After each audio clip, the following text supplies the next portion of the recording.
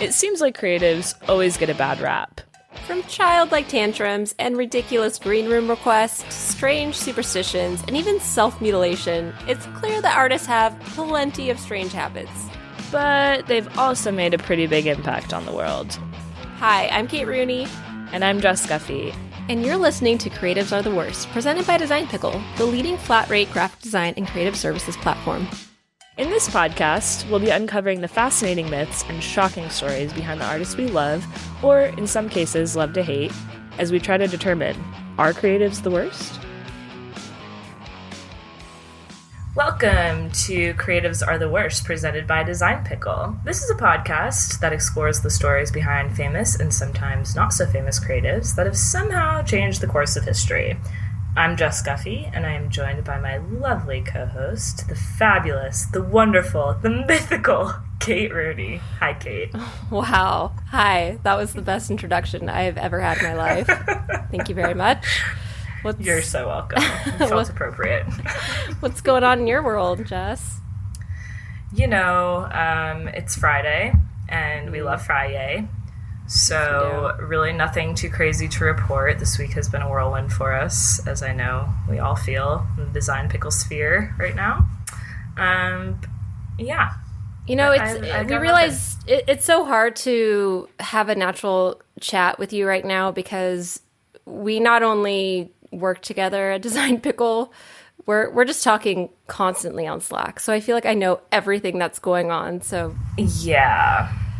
So I can't really give you updates because you know everything. How boring. This is the worst podcast I've ever listened to in my life. It's really dumb. It's really dumb. So, Kate, I believe you have a story for me to spice it up a little bit today. I do. Before I launch into the story, I just want to reiterate that although we did as much research as we could or as I could and, poured through a lot of articles, watched a whole movie about this person. Everything in this podcast, of course, is still just our opinions based off our research. But if you ever disagree or you think we missed something, please reach out to us at podcast@designpickle.com. Jess, would you say that you're pretty good when it comes to constructive criticism? From our listeners, I would say, bring it on. If you don't like us, tell us. But be nice. Saucy actually. Words from nice. Jess Guffey. Don't be too spicy. Only a little spice. Moderate spice on the Scoville scale. We only want 500,000 Scoville units, please. Maybe like some Carolina Reaper. I'm good with that. That's fine. You are? All right, Spice Queen. Kate, I'm excited for this story. I'm on the edge of my seat here. Let's go. Okay, so before I launch into my story, I'd like to set the stage for you. On a brisk October evening of 1980 in New York City, John Lennon and Yoko Ono pull up to their home in the Dakota apartment building after a recording session. As they walk towards the archway entrance of the building courtyard, a man named Dave Mark Chapman turns and fires 5 hollow point bullets from a .38 revolver. I don't know guns, so is it just a .38 revolver? Probably. Hitting Lennon's back and shoulder. Chapman remained at the scene, taking out his copy of The Catcher of the Rye to ready until the police arrived. In his statement to the police 3 hours later, Chapman stated, "I'm sure the large part of me is Holden Caulfield, who is the main person in the book. The small part of me must be the devil." Okay. I have lots of questions, but continue. Because that's just part one, and I'm already... Whew. This is part one. So today, Jess, I am going to tell you about the author behind that book. The world's most famous anti-celebrity hermit, Jerome David Salinger, a.k.a. J.D. Salinger, one of the most influential American writers of the 20th century. No freaking way. I thought you were going John Lennon, and I'm stoked about this twist. This is exciting. I pulled a little switcheroo on you. A little bait and switch there. Fun fact, had to read Catcher in the Rye in 9th grade. Don't really remember... Hi, Huckleberry. Don't really remember lots of the story, but remember being like, what did I just read? So I am stoked for this. Well, I'm glad you brought that up, because when I was researching this episode and thinking about a real good like a hook to draw you in, I was going to ask, what are the main books that you read in high school that you remember? But I know that you can barely read, so I wasn't sure if that would be the right hook, you know? Just roast me, okay? Please I know. To our listeners, if you write us, don't be as mean as Kate just was. Bring down the Scoville a couple notches. But yeah, I'm here to tell you about J.D. Salinger. I did not know everything about his life, and Jess, I love to talk about myself, and I love to brag about how I love to brag about how I was an English major in college. Yes. Literature is a huge part of my life. I've read a lot of these famous novels, but I feel like I missed a big chunk of this author's backstory, and I was bewildered when I heard a lot about it. I'm excited. Let's dive in, shall we? Yeah. I'm ready. So Jerome David Salinger was born in New York City just on the heels of the Roaring '20s. He was a little New Year's baby, January 1st, 1919. I wonder if he knew the Charleston. I'm sure he just came out of the womb doing the Charleston. I mean, if you're born on New Year's Eve, like, you're there to party, right? I feel like that's a no-brainer. Came out, just, the doctors threw out some glitter, and there it was. Yeah, champagne. We just have the Roaring '20s, baby. Congrats, JD. It's the Roaring '20s. It's not even the '20s yet. It's 1919.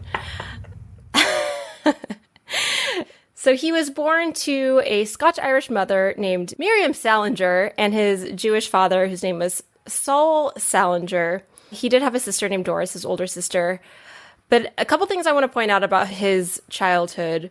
It was very, very secretive that his mother was not Jewish, because at the time, mixed marriages were a big no-no. So he didn't know, he didn't know that his mom wasn't Jewish until his bat mitzvah or bar mitzvah. What? Wait. So how did they tell? Like, I'm imagining the conversation between JD and his parents. Were they just one day like, hey, for your 13th birthday, we're having a party? And he was like, well, why are we having a party?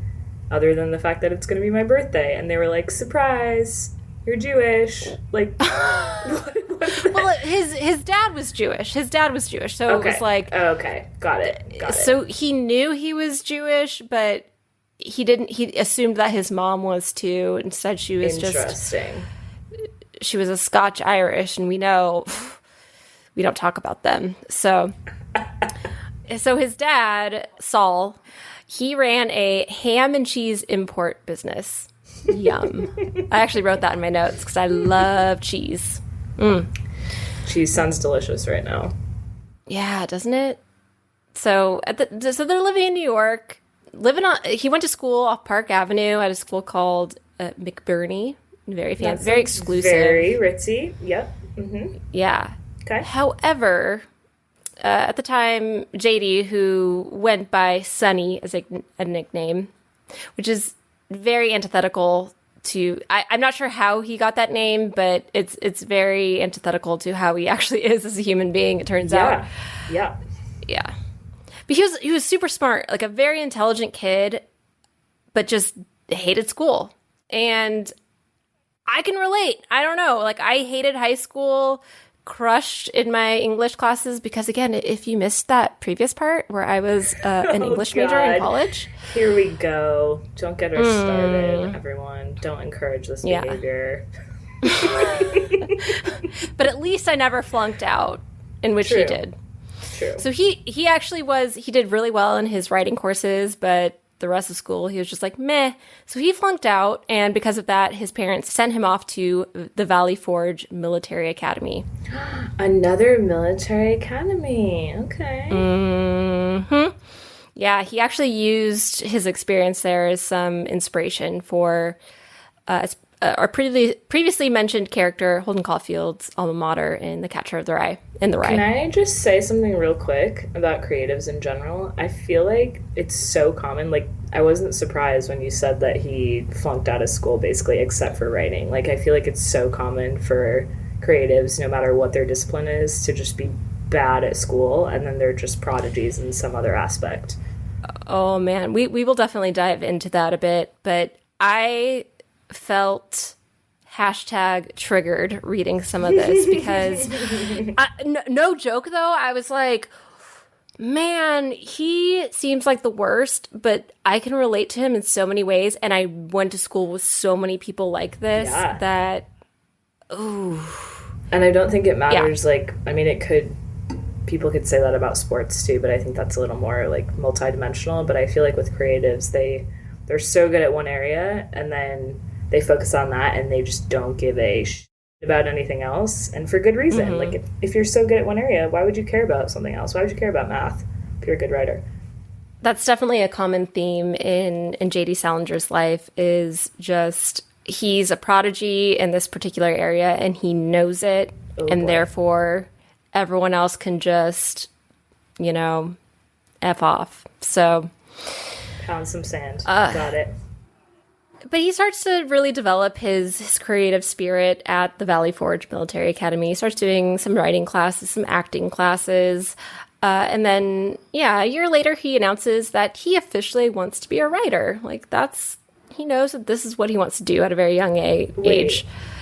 So he announces this, like, they didn't have Twitter back then. So did he just go around and say, hello, everyone, I am a writer now? Hold on, let me check my notes. It looks like he sent it out with a pigeon carrier. So Perfect. That's how... Perfect. That's not true. No, I don't know. I'm sure he wrote it down as a writer. That's what he did. However, his dad... I could just say that maybe Salinger had some daddy issues because his dad wasn't supportive. I know. His dad was like, just... Dude, meat and cheese. People love meat and cheese. You can't go wrong with this. What are you doing? Like, I have this great business that you can just take over, and you want to be a writer? Are you kidding me? Yeah. You idiot. Oh, yeah. His mom, Miriam, though, was like super supportive, all behind him. So the next year, he decides to go to NYU. Now, Jess, I'm sure, as you know, NYU is a very prestigious school for a lot of writers, authors who go that way. That's right. Yep. Wow, I know you came from a better school for writers. No, that's not true. No, NYU is one of the best. Yeah. Well, you'll be pleased to find out that he actually ends up dropping out in the spring of his freshman year. Great. So in 1937, he actually moves to Vienna, Austria for a few months. It was actually his dad who wanted him to go to learn the meat packing cheese industry. No way. Yeah. So they gave him some cash and some encouragement and said, go learn the import business. And he's like, cool, but I'm actually going to learn more about language and study that. Which he did. That's actually pretty cool, though. Like, just I'd love to do that. Are you kidding me? Fine, yeah. Give me a pocket of cash, eat some cheese, learn some languages. So he obviously had dropped out of NYU. He comes back to New York and eventually enrolls in Columbia, another fantastic school for writing and literary arts. Yep.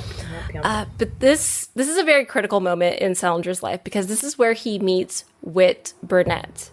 And just really quickly, did you ever have a professor in college who just like rocked your world and encouraged you and changed your life? I would say I was very lucky because we had many professors that were very invested in our success because our class sizes were like usually 10 people, maybe 20. So I was very fortunate to have many professors that I enjoyed. Do I still keep in contact with any of them? No. But, like, at the time, they were amazing. So, yes, I can relate. So this particular professor, Whit Burnett, he was the editor of a publication called Story, and they had a lot of well-known authors published in that magazine. But Burnett really took an interest in Salinger. Okay, let me kind of backtrack a little bit. Salinger, it was definitely that type of person that you're thinking of, who's kind of like that cocky, just, I know I'm really smart, F you, I'm an English major. Oh, so many parallels. Just kidding. No, he just was like very just, I don't want to say full of himself, because he clearly also wasn't, I don't know. But he definitely was like, you'll see some parallels when we talk about his character, Holden Caulfield. I'm already seeing them. It's definitely apparent. I just want to add that, so I had read Catcher in the Rye years ago, but I did not know how connected that character was to the author. That was very surprising to me.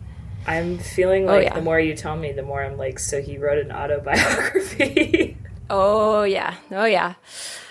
But Whit Burnett, he really encourages Salinger to keep writing, and they become really, really close. He's his mentor. He keeps telling him, you have to write a novel. Some tough love, but some really good stuff in there. So eventually he publishes a piece of fiction. At the time, he'd just been writing short stories, no long novels or anything like that. But he wrote a piece of fiction called The Young Folks, and it was published in Burnett's magazine, Story. And it was pretty popular at the time. And so Burnett kept encouraging him to write more. And then finally, after many, many rejections, The New Yorker accepts to publish one of his stories. And this has been a battle. And in fact, so this story was called Slight Rebellion Off Madison, and this is the first story to feature Holden Caulfield.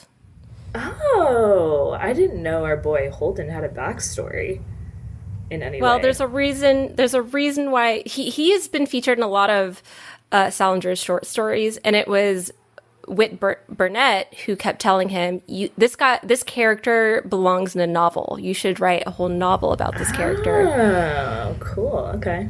I did not know that. So the New Yorker kept rejecting it. They finally accepted it. However, this was early December 1941. Do you know what happened in December 1941, Jess? I would say Pearl Harbor happened. Yes, ma'am. That's right. So that is correct. Pearl Harbor happened on December 7th, 1941. And again, turning it back to myself. So this is a true story.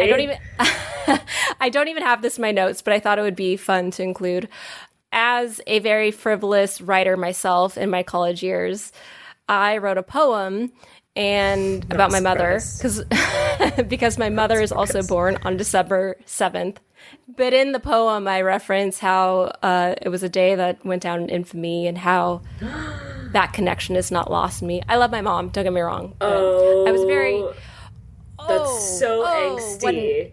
What an angsty college student I was. Angsty. I am here for it. Get out of here. You were probably listening to My Chemical Romance and Green Day.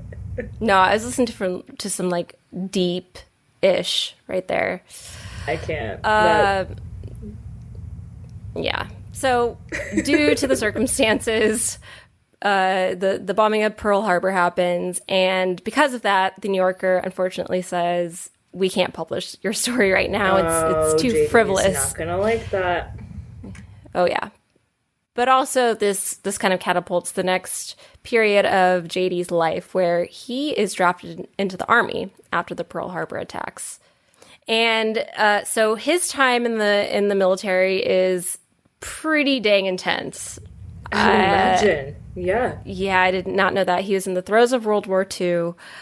He was actually in the first wave at Normandy Beach, or at Utah Beach. God. During... Okay. Mm-hmm.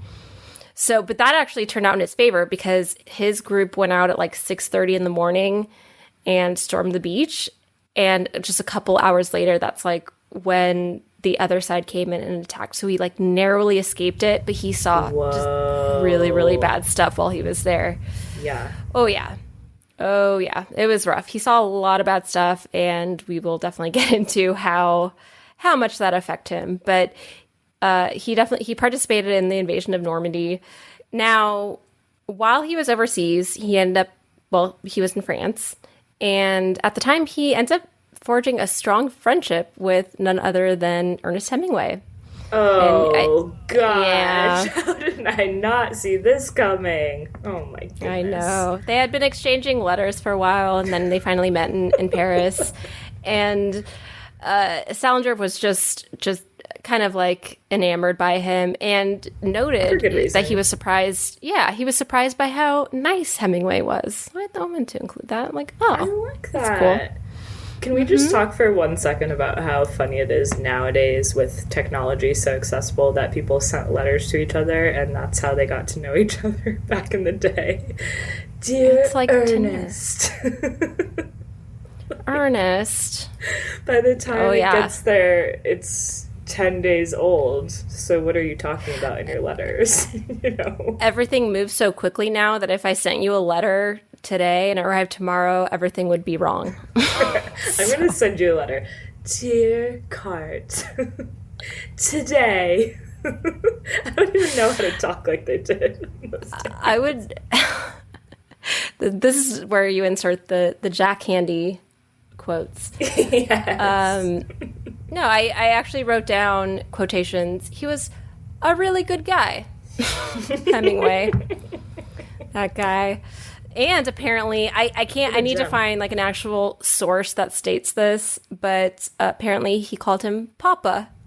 What? Oh my God, daddy issues galore. Wow. Right? We're bringing back the daddy issues. Whoa. And I don't know, so I mentioned at the top that I didn't actually say which movie, but I watched a movie called Rebel in the Rye, which was released in 2017. You may not have heard of it because the character, Whit Burnett, is played by Kevin Spacey. So, oh boy. Who we'll eventually have to cover someday. It definitely kind of took me out of the story because he is maybe the worst. Probs. Yep. I don't know, we talk a lot about separating the art from the artist, and I feel like I'm able to do that in a lot of cases, but I really struggle with Kevin Spacey because I do too. I feel like, so often he's kind of playing a character that's borderline creepy, so you're like, oh, you're like this in real life. I feel like that one just hit differently when all that stuff came out. And it was right after House of Cards, and he was the creepiest mofo in House of Cards that you could ever imagine. And then to have all those stories come out and people to just be so brutally honest, it was like, nope, I'm good, thank you, bye. And done. His response to it, I mean, let's not do that. But anywho, his experience in the war leave a deep impression on him and proved to be transformative trauma in his life and his career. It definitely changes writing. So he had been writing kind of like anthologies about Holden Caulfield while he was at war. Even while he was in the trenches, he was writing. Interesting. It was basically what would become Catcher in the Rye. But he had no intentions of making it a book at that time. He just kept writing. It was the one thing keeping him through the war. But also, a lot of the criticism that he received about his writing prior to the war was just how immature and infantile his work was. Oh. And people still argue that today, but it's very clear that after his experience in World War II, his writing matured a lot. He became a lot more serious, and it brought out just more real, raw emotions in his writing. It hardened him a little bit. Gave him a little bit of edge. It hardened him, and while we kind of talk about how that's a great thing for his writing, it was not a good thing for his brain because he saw some shit while he was in war. Yeah. As you do. And because of that, he had major PTSD. Major. Boy. At the time, they didn't call it that. They called it combat fatigue, which is a very lovely euphemism for PTSD. That's the most vanilla way to describe it. Are you kidding? Yeah, he was fatigue, pretty messed really? up. I'm tired. I saw my friends die. Yeah. I'm tired. So the worst things in my life, but I just need a nap and I'll feel better. Come on. Mm-hmm. Yeah. So he ends up checking himself into a mental hospital in Nuremberg while he's overseas to get help because he recognized, he's just like, what's the point? Everything is awful. It's kind of interesting to me, though, because back in those days, like as we were just referring to, with combat fatigue and everything so vanilla, and mental health was obviously very different back then. But for him to have the introspection to look at himself and be like, no, I actually need... I need some help. I need some professional help now. Like, that's a big deal. Especially for a male back then. Like, that's a big deal. Go JD. Yeah. But he eventually came home, but before coming home, he did meet a woman there. Her name, Sylvia Welter. She was a German woman. Okay. Mm-hmm. Yeah. So she came back to the States with him, and she met his family, and they were like, really? She was super smart, like very intelligent woman, but I think just the tensions with the war, she was German, it was like, you're gonna do this? Mm-hmm. Yeah, that makes a little more sense. Yeah, they weren't together for very long. They eventually filed for annulment. However, I thought this was very interesting. It stated that Jaden Salinger felt like they had a psychic connection, and even after they divorced, they could still communicate with each other through their dreams. Oh, stop it right now. Yeah. That is like some ESP shit right there.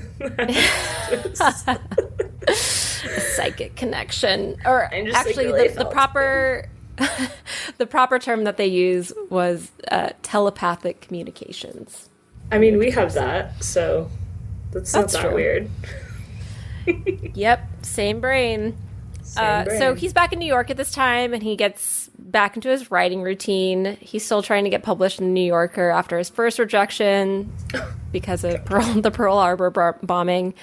Was rejected a few times, and then eventually the New Yorker publishes a short story, A Perfect Day for Banana Fish. Wait. What is that name? Banana fish. Did he just pick, like, the most random words that you could ever pick and put them together? So kind of, because the publisher was asking, doesn't it make sense to... Banana is one word and fish is another word? Salinger's response to that was like, that would make too much sense. So he just made it one word. A perfect day for banana fish. Oh my God.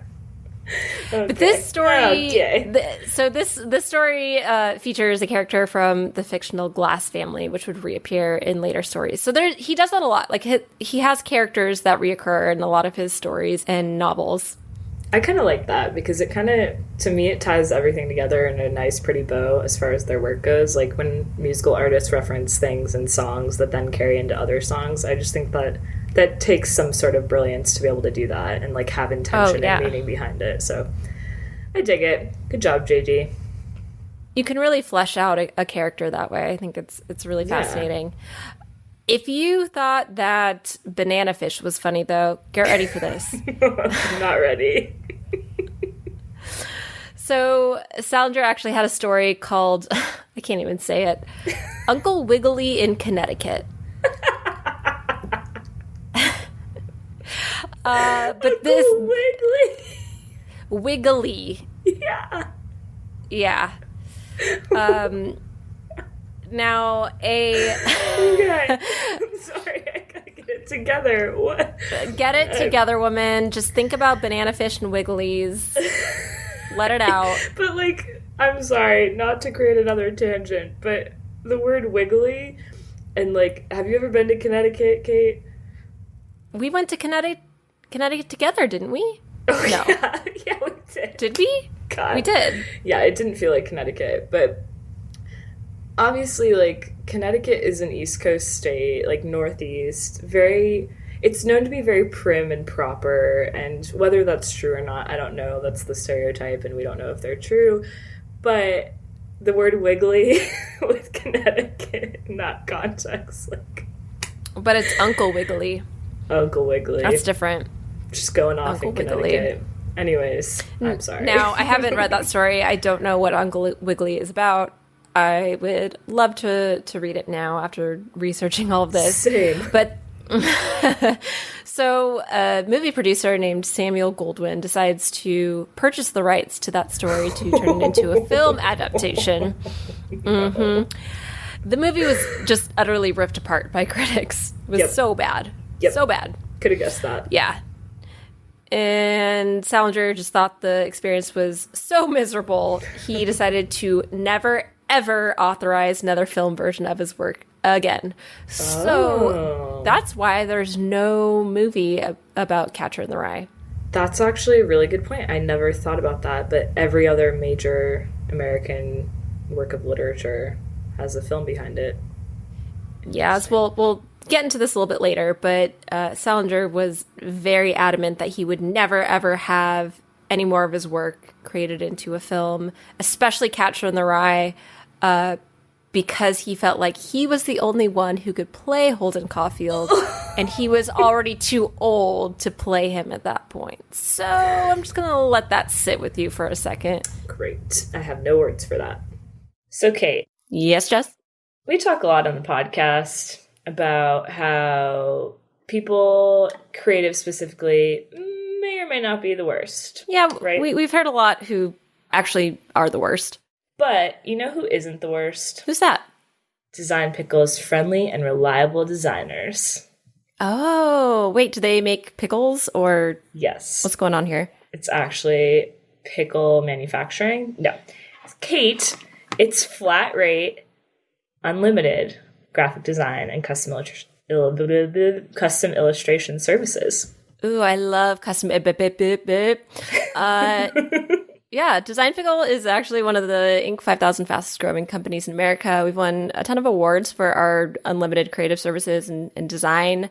It's so awesome. It's so helpful if you are a podcaster or a content creator in general, because you sign up, we match you with one of our professional designers, and you work with them, and not being passed around to different freelancers, which is really, really cool for brand consistency. Yeah, it is. And if you're a listener of this podcast, you get a special discount. If you use the code WORST at checkout, you get $100 off your first month for any plan. Woo! Any plan. $100 off any plan.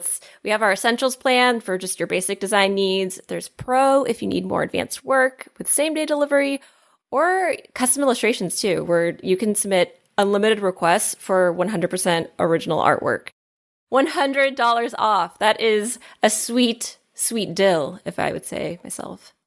Now, speaking of Catcher in the Rye, now we're in 1951, and this is when Catcher in the Rye finally gets published. So it's happening, and things definitely change. This turns Salinger's life upside down, as if the war didn't before that. But yeah, we're turning it back the other direction. Yeah. And just because I know you can't read, I'm going to just tell you a little bit about this book. I'm not sure I approve of this running joke that we have in this podcast. Not sure how I feel about this. So mean. It's Friday. We're going to let it roll. Mean cart. I don't like it. Anyways, read it to me because I can't read it myself, apparently. Let me indulge you. The Catcher in the Rye is set around the 1950s and is narrated by a young man named Holden Caulfield. Holden is not specific about his location while he's telling the story, but he makes it clear that he is undergoing treatment in a mental hospital or sanatorium. Ooh, that's a great word. I love that. Such a great word. Don't love what happened in sanatoriums, but man, what a great word. There's a Drunk History episode about it with Laura Dern. Ooh, I mean, first off, Laura Dern is a saint. She can do no wrong. Not the worst at all. Yeah. No, far from it. But the events in the book he narrates takes place in a few days between the end of the fall school term and Christmas, when Holden is 16 years old. And I saw it mentioned somewhere that Salinger basically called it's just the story of a kid during Christmas break. So he's kind of putting it lightly, but there's a lot. Yeah. There's a lot to unpack there because, okay, well, before I get into this, do you recall anything from that book? I feel like there's a catchphrase that he said a lot that I can't think of. gosh, this was a long time ago. I remember, like, how I felt when I was reading it, and I constantly felt like, what the hell is going on here? Like, what is this? This is so... What is he going to do next? This is weird. Why am I reading this? Like, just a lot of emotions around the actual act of reading the book. Well, you're not too far off, because it's a lot of emotions of a young teenager who, you know, as we mentioned before, Salinger felt very connected to this character. Someone who's just very disillusioned by life, very confused, just chaos, trying to really bitter, understand. I remember. Very bitter, trying to understand what it means to be an adult. The phrase you might be thinking of is phony, because he says that a lot in the book. That's exactly what I was thinking of. Thank you. And in the midst of his own difficulties and transitioning into young adulthood, Holden imagines himself as a kind of savior who can protect kids from the pains of growing up. That's actually what the title comes from. The line about a catcher in the rye is taken from a Robert Burns poem called Come and Throw the Rye. And so Holden, the character, definitely takes that whole poem out of context, which I think is really interesting. The poem is actually about sex. So... I mean, okay. Yeah. However, the character Holden takes is totally misguided about what it's about, and thinks that it's about protecting all. He imagines children playing in a field, and they're about to like fall off the edge of a cliff, and Holden feels like he needs to protect everyone, all the children, from falling off a cliff. So he feels like he has to protect the youth, the innocence of youth, from something. My which is very head ironic. is cocked so far to the side right now. I know, you are. Trying to understand. You look like a dog. Yeah. So, okay, let me kind of backtrack a little bit more. Holden is very disillusioned about becoming an adult and how fake adults are and just how phony everything is. And he wants to protect the innocence of youth from that. So he takes a phrase from the poem, but just totally misinterprets it to think that he's protecting kids from this, when really the poem's about screwing. So, yeah. It's like, I have to imagine that was hard to write, because that's kind of meta to name the book after something that was then misconstrued by your main character and represented something else in the book, but actually existed. Like, a lot of stuff going on. That's some Inception. It's part of the brilliance of him, because you could read that book and think like, well, this is terrible because it's just this guy's thoughts. There was actually a scene in the movie that I watched, and I don't know if this conversation actually happened. A lot of it was fictionalized, obviously, but where Burnett is telling Salinger that he needs to write like a writer. So instead of like telling everyone his story through his voice, he needs to tell the story of something else through his voice and stop like so that's kind of what it seems like going through war and having him see the world helps him achieve that in a way. Interesting. Okay. Now, another thing to note is, I'm sure as you've heard, this book was actually banned in a lot of schools, and I feel like I've heard that, but I don't really remember what the reasoning was behind it. It seems like the reasoning is mostly because there's so many curse words in it. It's aggressive in that sense because it is just sort of that stream of consciousness, and it's like a teenager who's gonna go off the rails. But despite the censorship, this novel just blows up, like instant fame for Salinger. He had been struggling to get published. He thought getting published was going to be like the ultimate thing that was going to just like be his career. He just had instant fame, and he kind of realized, oh, this sucks. Being famous is not great. So, Jess, once this podcast just blows up and we're super famous, we might want to think about just retreating from the public life entirely, like Salinger did. Sign me up. What mountains should we go to? I'm just thinking Transylvania because vampires. That'd be fun. Count me in. Yeah. So the book goes published. It's nuts. So he's super famous. People are like approaching him on the street, and he just does not know how to handle it. Isn't it kind of weird? Like, I guess it was a different time back then, but to me nowadays, there aren't really many authors that achieve that level of fame that they can't even go on the street. You know? Yeah. Like, there's one that comes to mind most recently is the Hunger Games author, and I can't even think of her name right now. I mean, I would think I'm totally blanking on all of the names, too. George R.R. Martin, maybe, but he's not really in public a lot. But I can't really think of any authors that are, like, so famous because of their books that when they go in public, they literally can't deal with anyone. Well, there's the Harry Potter author who is... J.K. Rowling. Yeah. Yeah. She's probably one. But again... The main one that comes to mind is Stephen King, because... True. He's the ultimate to me. I mean... But... just to, like, go back to my original point, he started writing a really long time ago. So, like, things were different back then, too. I can't think of a modern author that hasn't been making work. I mean, J.K. Rowling, even, Harry Potter's, 40 now? Like, the books came out a long time ago. Yeah, I'd love to dive into that, because I wonder how much of it is just because we're such a technological world now. I mean, anyone can write something and publish it.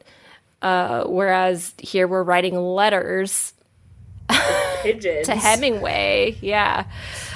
It's interesting. And I think part of it has a lot to do with the amount of content that's out there now. Like, people do so many different forms of streaming services and reading, and you get books on a Kindle versus buying them at Barnes & Noble, and, like, it's just a different way to purchase them and consume them.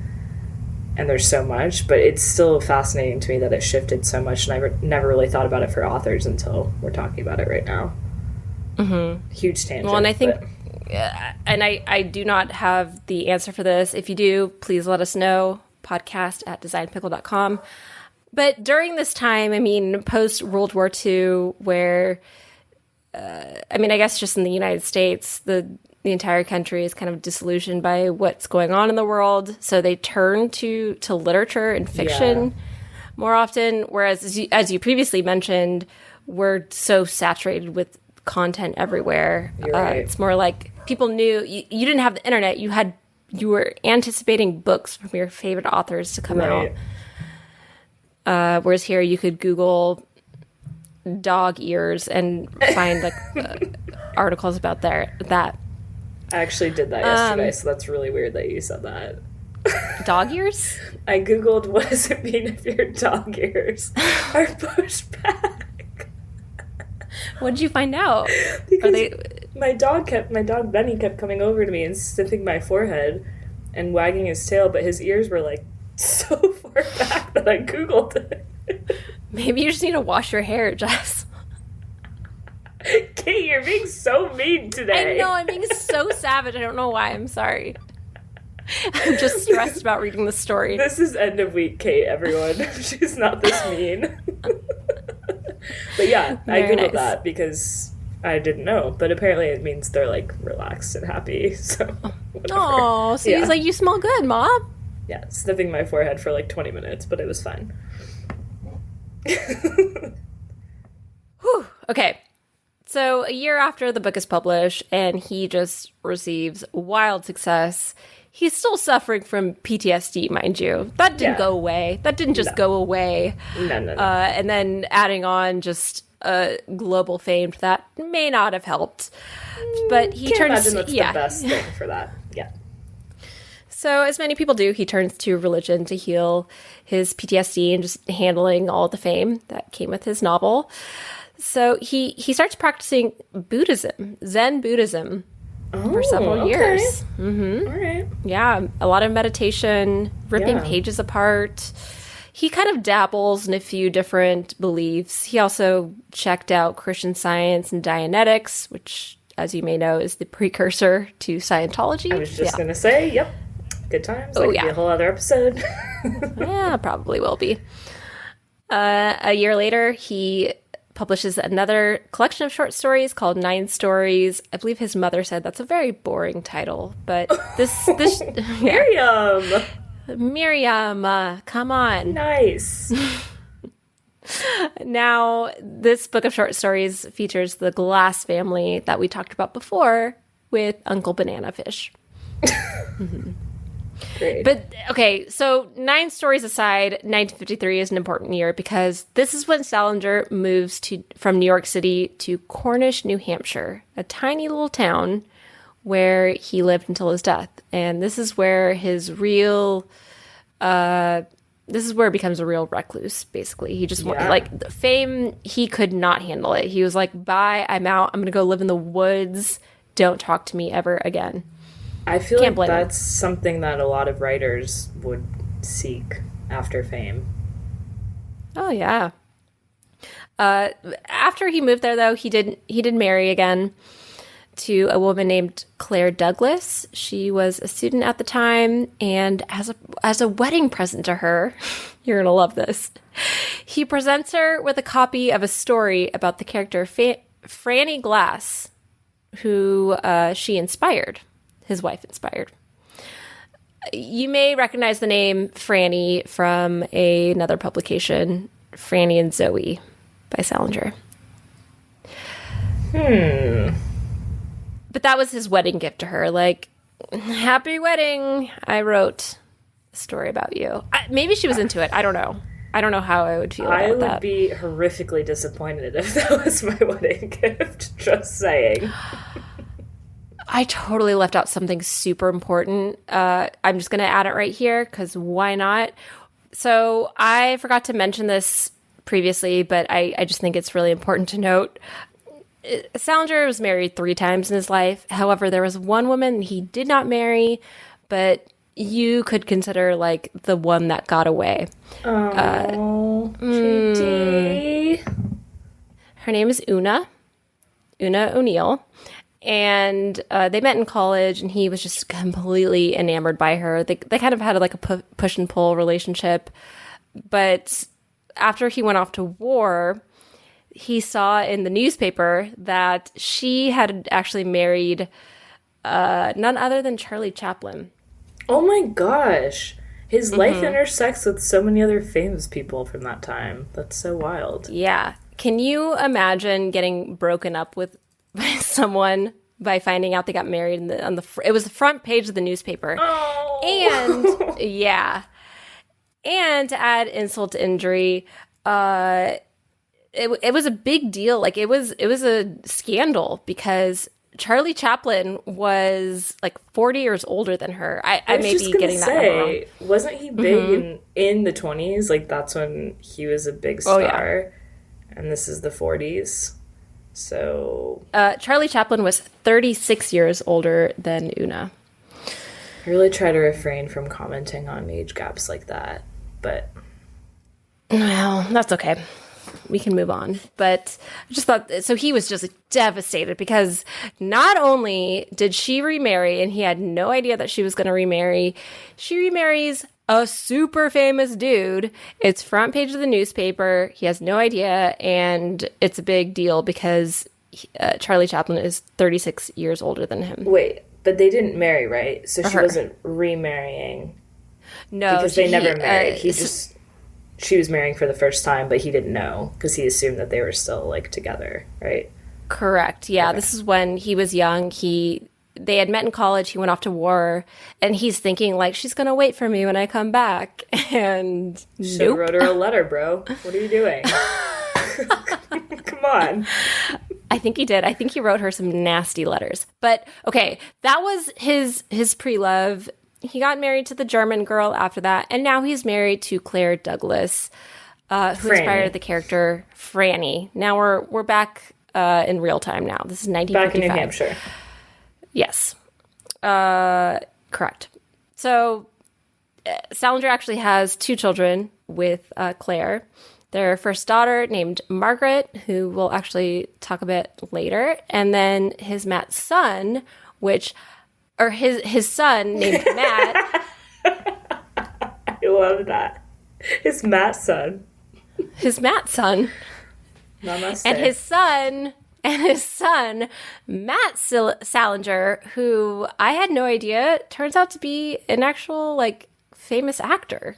Matt Salinger. What? So many famous people. I can't say that enough. What is happening? He was in, I think he was like Captain America, one of the original Captain Americas or something like that. Yeah. Okay. So a few years later, Franny and Zooey is published and immediately becomes a #1 New York Times bestseller. The book consists of 2 long stories. One is about Franny Glass, who's based off his wife, Claire, and the other about her sister, Zooey. So while he is married to Claire, he's still he's isolating himself more and more, just becoming super reclusive. And his wife's like, dude, I can't live this way. Yeah. I'm sure she didn't say it there, but she was just kind of like isolated and just, wasn't happy in her situation. So they eventually divorced after 12 years of marriage. And a few years later, he has another relationship with an 18-year-old Yale student named Joyce Maynard. Nope. Yeah. 18 years old? Nope. Yeah. No, thank you, that's JD. Definitely... Another thing I had no idea about when I started researching Salinger was his kind of fascination with just younger women. And it wasn't very sexualized. It was more like the character Holden, where he just idolized the innocence that came with that. Which is very creepy regardless, but still. Yeah, regardless of how you spin it, even if it's not over-sexualizing them, it's like, well, you're still 40 whatever years old at this point. Oh, he was 53. Okay. 53. Yep. Yeah, Joyce is 18. No thanks. Hard pass. They start, you'll love this, they start by, letters, as you do. I knew it. Mm-hmm. She eventually started living with him in his little getaway in Cornish in the woods. But nothing really comes of it. He doesn't marry her. It's just kind of a fling. But he was very fascinated by her because she was very intelligent. And yeah. Yeah, she went to Yale. I can see why he would choose someone that went to Yale, because if they're intelligent and sassy and, have their stuff going on. But also, just no. Oh, yeah. So I'm kind of skipping over a lot of stuff because at this time he's just in Cornish writing and staying out of the media. He's fighting with the New York Times with publishing stuff. But then we jump forward to 1980, as previously stated in the introduction of this episode. Full circle. John Lennon is murdered by assassin Mark David Chapman in New York City. After killing Lennon, Chapman sits down and starts to read The Catcher in the Rye. Yeah. How do you... Oh, first of all, how do you feel as a writer knowing that someone could end up taking your work and then being like, psych, I did this terrible thing to this iconic person because of your writing? Especially someone that was already suffering from PTSD. Mm-hmm. Yeah, I didn't see anything about his response to it, but it actually it gets worse. No. Mark David Chapman is not the only one who cites The Catcher in the Rye as inspiration for murder or assassination or shootings. Yeah. The person who attempted to assassinate Ronald Reagan also cited Catcher in the Rye. So there's something there. And I think it comes down to that it's like the adult version of Holden Caulfield, who is just so disillusioned by everything and thinks that's why a lot of people don't like Catcher in the Rye, is because that character is so pompous and thinks that they're better and smarter than everyone else. And I think that's how these murderers think of themselves. The world is that. I mean, that's why David Mark Chapman assassinated Lennon. It was he hated Lennon's lifestyle. He was this proud creative who was just so pompous and famous and rich, and he thought it was all fake and phony. So he related to the character Holden Caulfield and used that as inspiration to murder. So a bit of a leap, but I wonder if there's something to be said, not to bring gender roles into it, but I wonder if, we're females and reading that book, I think males and females in general have different perspectives on things, but I wonder if there's something to be said about having a male character that's, I wouldn't even call him a protagonist. Like, I don't even think he deserves that title in the book. But reading that from a male perspective and seeing that, like, how he looked at the world could very well relate better to how a male is looking at the world than how he would, if that makes sense. That's very insightful, because there's a lot in the book that does reference, you know, sex and interactions with women and being scared of women and stuff like that. So I'm sure that's a part of it. There's other implications in the book. So Holden Caulfield's brother dies when he's young, and he's definitely experiencing PTSD from that. So there's some reflection of Salinger's own PTSD from war kind of coming out in that character. Definitely some implications with being uncomfortable with sex. It's implied, not really, it's never confirmed, but it's implied that Holden was maybe molested at some point. I do oddly remember that. Mm-hmm. Yeah, it's definitely up to interpretation, but I think it's just clear that it's someone who, it's written for someone who thinks that maybe they're smarter than everyone else and frustrated with the world. So it can be taken in a lot of different directions. And certainly for someone who is already not mentally stable with the intentions to kill could take that. So I wouldn't say that his book caused people to do it. They're just taking it out of context. Which it can be done with anything nowadays. Mm-hmm. Mm-hmm. Oh, yeah. So where were we? Okay, John Lennon is murdered. His relationship with Joyce Maynard is over. And now, as a 63-year-old, he travels to Jacksonville, Florida, and he meets a new woman, 37-year-old actress Elaine Joyce. So they get married. A little bit awesome. Older. Mm-hmm. Yeah, it's great. A little bit, yeah. She's ripe. She's not in the teens, so it's a step up. Not in the teens. Yeah, we're good. We are good. Now, at this time, I mean, he is already we're in the 80s now. He has been super famous this entire time. Very elusive, obviously. He's still in Cornish, hiding away, writing. But a critic, Ian Hamilton, is preparing to write a biography about him using all of his letters that he allegedly sent. I was going to say allegedly sent with carrier pigeons, but that's absolutely not true. It's not even allegedly.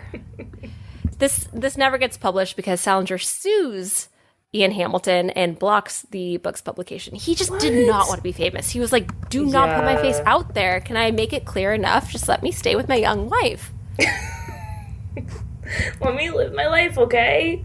I actually misspoke because it ended up being super, super heavily edited, rewritten, and it was published years later in 1988.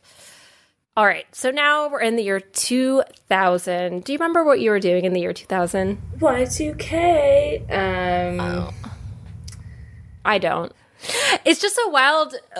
It's wild to think that we're talking about someone who was born in 1919 and had like massive success in like early 1950s, and now we're in year 2000 and things are still popping. So pop off, JD. His daughter Margaret, who we discussed earlier, she ends up publishing a memoir about growing up with her father, J.D. Salinger. No, that has parallels to the current climate. Mm-hmm. Oh, yeah. Mm-hmm. Good catch. The book, called Dreamcatcher, is extremely critical of her father. Yeah. He cut off contact with her. Once he found out that she was writing this memoir, he was like, bye-bye. I'm out. Wow. Also a very clever name for a memoir. Just going to throw that out there. Good job, Margaret. Dreamcatcher. Heck yeah. Oh, yeah. I mean, at this point, his reclusive habits made him pretty easy prey for just a ton of rumors. Yeah. A lot of rumors. But his more intriguing habits were disclosed in this memoir. she said that at home, he spoke in tongues. He drank his own urine and performed other bizarre spiritual rituals. So let that sit with you for a second there. I have so many questions. So she says this all allegedly happened in her memoir. Do we feel as though there's truth to this? Well, it's hard to say because her brother, actor Matt Salinger, actually called her out and offers a conflicting account, saying that my sister is just full of gothic tales of our supposed childhood. Gothic tales. Amazing. Yeah.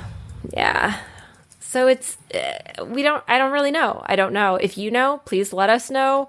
I mean, from my understanding, it seemed like he was a very troubled person. He had a lot of trauma in his past. He definitely had PTSD, and he was just seeking something to calm that in his life and to have some sort of peace. That's why he turned to all those different religions, and the whole thing with him drinking his own urine, which again, it's definitely cited in a lot of different sources, but not like actually confirmed. But it was like a practice that was supposed to like make you, I don't know, more in tune with your body or something like that. I just have a lot of trouble with that one because it's like it just came out of you. Because it's gross? It's gross, but like also you're just like creating a cycle that doesn't need to occur in your body. No, that never needs to happen unless you are stuck in the desert. And maybe. I'm actually, I know this is shocking, but I'm not a survivalist expert, and I do not know that's really if that's weird. what you do. It's really weird. If you know survival tips, let us know. I would love to hear some of that. We want to learn. We're open to learning. Mm-hmm. Now, as I mentioned before, Salinger did sue another author who was trying to write a biography about him. He loves to sue.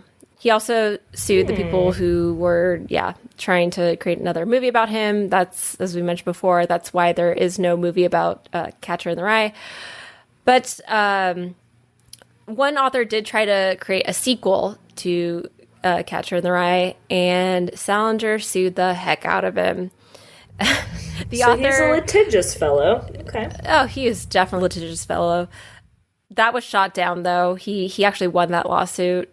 That person did not get to write his book. That author went by the name John David California, which I just think is hilarious. Okay. So now this is just stuff that happened in the 2000s. This is when he's older. He always stayed in Cornish. He always stayed away from the media. No one knew much about him. I certainly didn't. But 40 years later, after all of this, a new light is shed in Salinger's life and work. There is a new biography that was published. Okay. Yeah, called Salinger, and it became a New York Times bestseller. One of its many revelations is that there are at least 5 unpublished works by Salinger that are scheduled to be released sometime between 2015 and 2020. I have heard 2020. this. Mm-hmm. I have heard this. Okay. So in 2010, at the age of 91, J.D. Salinger passes away in New Hampshire in his Cornish homestead. Now, I just want to read a quote from this New York Times publication that says, J.D. Salinger, who was thought at one time to be the most important American writer to emerge since World War II, but who then turned his back on success and adulation, became the Garbo of letters, famous for not wanting to be famous, died on Wednesday in his home in Cornish, New Hampshire, where he had lived in seclusion for more than 50 years. He was 91. When you put it like that, that's a long time. 50 years. Jess, how long have we been in quarantine for this COVID pandemic now? Like 6 months. Yeah, now turn that into 50 years and let me know how you feel. I'm gonna decline that offer, but thank you so much for putting it out there. I mean, I'm sorry to even put that in your head because, whoo, boy, I'm struggling. If you couldn't tell by how much I struggle to follow the story, it's because, well, it's because I didn't have enough time. But things are tough in the COVID days. Yeah, they are. Mm-hmm. So, all of that being said, reclusiveness aside, marrying young women aside, possibly drinking his own pee aside, would you say that J.D. Salinger is the worst? I think he was a complicated being, and I don't know that it's fair to call him the worst, because it seems to me like he had a lot of other issues fueling his little idiosyncrasies that he battled. So I don't know that we can fairly call him the worst. Not saying I'm a fan of the young women or anything like that, but I definitely think that he showed signs of deep, deep trauma that kind of changed the course of his actions and life. Mm-hmm. He was a very complex figure, and left behind a very complex legacy. The Catcher in the Rye is basically an edgelord's handbook and has been tied to numerous violent acts. And people do wonder, I mean, did his decision to leave the public eye have any bearing on that? Had he been more of a public figure, would there have been less room for interpretation? We don't know. That's all just kind of speculation. Mm-hmm. And now, while he had relationships with much younger women, they were legal and between consenting adults, but the age difference and power dynamic, there's definitely room for some criticism there. So that's the story of J.D. Salinger, and I had no idea that Holden Caulfield is basically the mind of J.D. Salinger, just refined a bit. Mm-hmm. I had no idea, and I feel like a lot of teachers out there don't necessarily know. They don't have time to look into the lives of the authors that they're teaching the books on, but I feel like I never actively learned about that connection when we were reading the book, which I feel like would have changed the perception of it a little bit. Mm-hmm. I think it's it's clear that had all of this happened today, had he published this book today, it probably wouldn't have been received as well, maybe. No. But there's no doubt that it certainly changed the world. It changed my life. We've all read it, and it changed the world. Thinking even about John Lennon, it's not in a positive way, but it still drastically changed the world. And that's a really good point. Yeah, I mean, a lot of people, when they think about that, when they think about Catcher in the Rye, they think about how Mark David Chapman was reading that book on the footsteps when the police arrived, and just, it has some dark connotations there. I just didn't know how dark his personal story was, too. The ripple effect is pretty big on this one, that's for sure. Mm-hmm. It's the butterfly effect. Don't even get me started on the butterfly effect. Don't even get me started. Well, I'd love to, actually, maybe not right now because we're running out of time, but I would love to hear your thoughts on the butterfly effect. But now it's Friday evening, and I'm going to go eat some pizza. Yup. So, yeah. I know I kind of bounced around a lot and probably missed some things. And if anything's wrong, please let us know. Just give us an email or shoot us an email at podcastdesignpickle.com or hit us up at creativesaretheworst.com. And if you're feeling extra spicy like Kate is today, please go to wherever you listen to your podcasts and give us a subscribe or a like or whatever the kids do these days. And give us a rating if you feel so inclined. Yeah, I think what they say is just yeet us a review or something like that. That would be great. Yeet it over. Yep. That's all.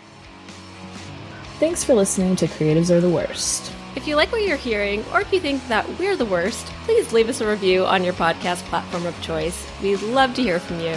You can also contact us directly at podcasts@designpickle.com, and a big thanks to Design Pickle for sponsoring the show. Join us next week as we once again try to answer the question, are creatives the worst?